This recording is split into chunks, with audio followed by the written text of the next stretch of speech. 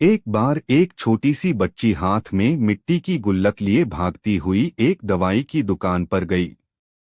वह काफी देर तक वहां पर खड़ी रही, लेकिन दुकानदार का ध्यान उस पर नहीं गया क्योंकि वहां पर काफी भीड़ थी।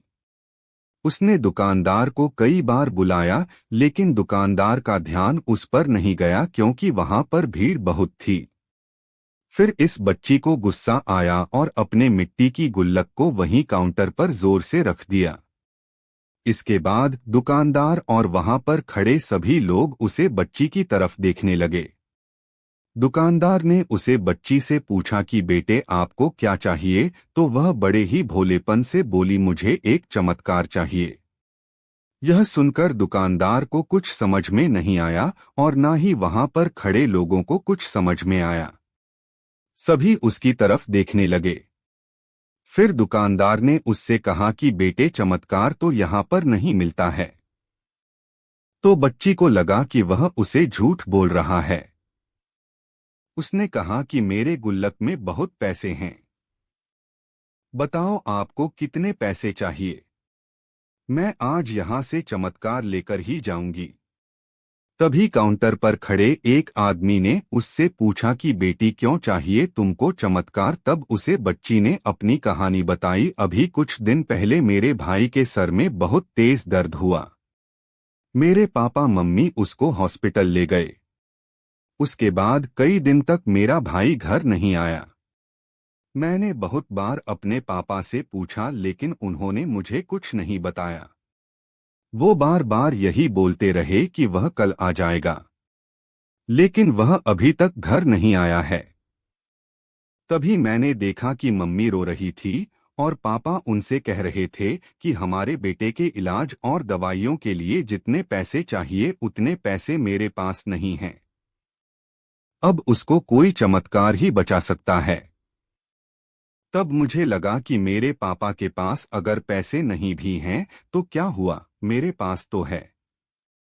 इसलिए मैंने जितने भी पैसे जोड़ रखे थे वह सारे पैसे लेकर मैं इस दवाई की दुकान पर आई हूं ताकि चमत्कार खरीद सकूं। फिर उस आदमी ने बच्ची से पूछा कि कितने पैसे हैं तुम्हारे पास? यह सुनते ही बच्ची ने गुल्लक उठाई और जमीन पर पटककर उसे फोड़ दिया और पैसे गिनने लग गई। वहां पर खड़े सभी लोग उसे देख रहे थे। थोड़ी देर बाद उसने सारे पैसे इकट्ठे किए और बोली मेरे पास पूरे 19 रुपए हैं। वो जो आदमी वहां पर खड़ा था वह थोड़ा सा मुस्कुराया और बोला अरे तुम्हारे पास तो पूरे पैसे हैं, इतने का ही तो आता है चमत्कार। यह सुनकर वह बच्ची बहुत खुश हो गई और बोली चलो मैं आपको अपने पापा से मिलवाती हूँ। बाद में पता लगा कि वह आदमी कोई आम आदमी नहीं था, बल्कि एक बहुत बड़ा न्यूरो सर्जन था और उसने सिर्फ 19 रुपए में उसके भाई की सर्जरी कर दी। उसका भाई कुछ दिन बाद ठीक हो करके घर वापस आ गया। फिर कुछ दिन बाद वह बच्ची, उसका भाई, उसके पापा और मम्मी चारों एक साथ बैठे हुए थे और बात कर रहे थे। तभी उसकी मम्मी ने उसके पापा से पूछा कि अब तो बता दो यह चमत्कार आपने किया कैसे?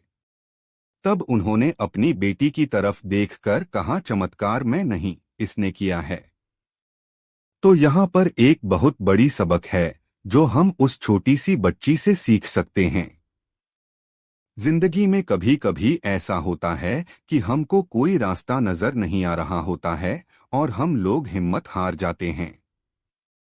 तब हमारे अंदर एक बच्चा होता है जो कोशिश करने से कभी पीछे नहीं हटता है। वह हार मानने को तैयार ही नहीं होता है क्योंकि उसको ना शब्द समझ नहीं आता है। वह बच्चा जिसके लिए कुछ भी नामुमकिन नहीं है कि क्योंकि वह हर हाल में कोशिश करता ही रहता है।